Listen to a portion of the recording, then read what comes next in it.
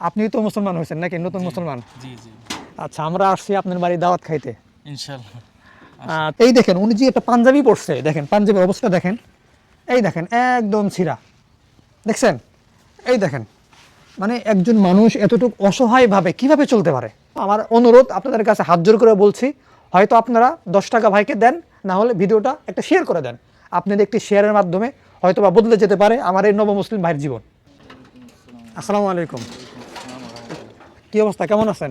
জি আলহামদুলিল্লাহ ভালো আছি। আপনি তো মুসলমান হয়েছেন নাকি নতুন মুসলমান? জি জি আচ্ছা, আমরা আসছি আপনার বাড়ি দাওয়াত খাইতে। ইনশাল্লাহ।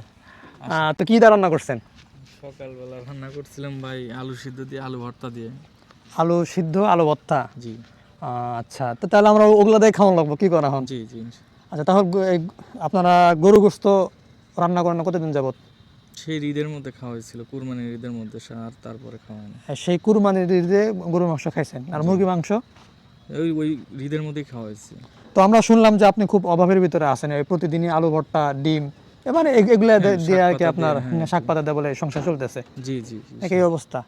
আমরা শুনলাম যে ভাই খুবই অসুস্থ বলে উনি বাইরে কোনো কাজকর্ম করতে পারতেছে না, এবং একবেলা খাইলে দুই বেলা না খেয়ে থাকে, দুই বেলা খাইলে একবেলা না খেয়ে থাকে।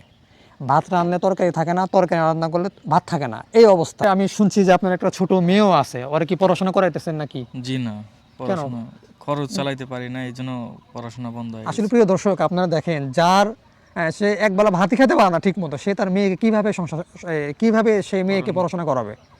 আমরা মানে যতটুকু শুনছি যে সে অনেক অসুস্থ।